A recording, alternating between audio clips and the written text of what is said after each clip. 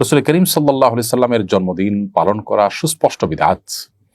কারণ নবী করিম সাল্লাল্লাহু আলাইহি ওয়াসাল্লাম তিনি কখনো তার প্রতি বছরে জন্মের যে তারিখটা ছিল সে তারিখটাকে কোনোভাবে উদযাপন করেননি, করতে বলেননি। কোনো সাহাবায়ে কেরাম খোলাফায়ে রাশিদিন কারো থেকে বিষয়ে কোনো জাল হাদিসও পাওয়া যায় না।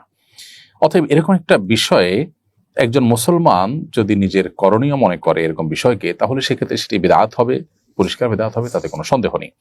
12 রবিউল আউয়াল উপলক্ষে বিশেষ কোনো করণীয় নেই, তবে বর্জনীয় আছে। সেটি হলো 12 রবিউল আউয়াল কেন্দ্রিক যে সমস্ত বিদআত হয়ে থাকে, জশ্নে জুলুস, ঈদে মিলাদুন নবী বা অন্যান্য যে সমস্ত আনুষ্ঠানিকতা হয়ে থাকে, নবী জন্মের আনন্দের নামে যে আনুষ্ঠানিকতা হয়ে থাকে, সেটি নবী সাল্লাল্লাহু আলাইহি ওয়াসাল্লামের আদর্শের পরিপন্থী।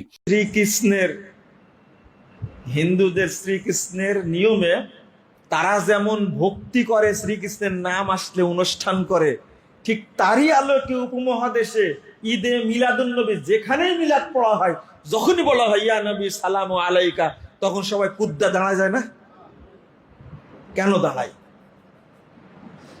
চেয়ারটা ফাঁকা রাখা হয় যে আল্লাহ নবী ওই চেয়ারে এসে বসবেন। এই আকিদা কুফরি আকিদা না?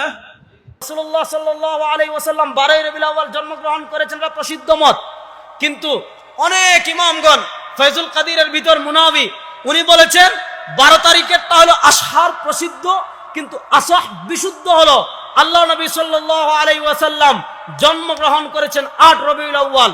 আপনি যতই রবিউল আউয়ালের কথা বলেন, 8 রবিউল আউয়ালের কথা বলেন, 12 রবিউল আউয়ালের কথা বলেন, 2 রবিউল আউয়ালের কথা বলেন, 10 রবিউল আউয়ালের কথা বলেন, রাসূলুল্লাহ সাল্লাল্লাহু আলাইহি ওয়াসাল্লাম রবিউল আউয়াল মাসে জন্মগ্রহণ করেছেন, কিন্তু আল্লাহর নবী রবিউল আউয়ালে কখনো কোনো ধরনের ঈদ পালন করেন? আর আসতে বলে, আমরা কেন মিলাদকে, ঈদে মিলাদুন নবীকে বিদআত বলেছি? আমরা এজন্যই বিদআত বলেছি, মান আমিলা, যে রাসূল সাল্লাল্লাহু আলাইহি ওয়াসাল্লাম বলেছেন, যে ব্যক্তি এমন কোন আমল করলো যা আমার থেকে প্রমাণিত নয়, তা হচ্ছে বিদআত, তা হচ্ছে পরিত্যাজ্য, তা হচ্ছে বাতিল। এবার প্রশ্ন হলো, এই ঈদে মিলাদুন নবী আল্লাহর নবী পালন করেন নাই, আল্লাহর নবীর সাহাবী পালন করেন নাই, এমনকি কোনো তাবি পালন করেন নাই, এমনকি ইমাম আবু হানিফা, ইমাম মালিক, ইমাম আহমদ ইবনে হাম্বল, ইমাম শাফি রাহিমাহুল্লাহ কেউ পালন করেন নাই। যারা কোরআন এবং সুন্নাহর বিজ্ঞ পণ্ডিত, যারা কোরআন এবং সুন্নাহর আমানতদার বোঝেন, যারা আমানত রক্ষা করেন, তারাও এটা পালন করেন নাই। আল্লাহর নবী করেন নাই, সাহাবায়ে কেরাম করেন নাই, তাবে কেরাম করেন নাই, 4 ইমামের একজনও করেন নাই। এই জন্য এটা বিদআত, এটা সুন্দর কাজ নয়, এটা বাতিল।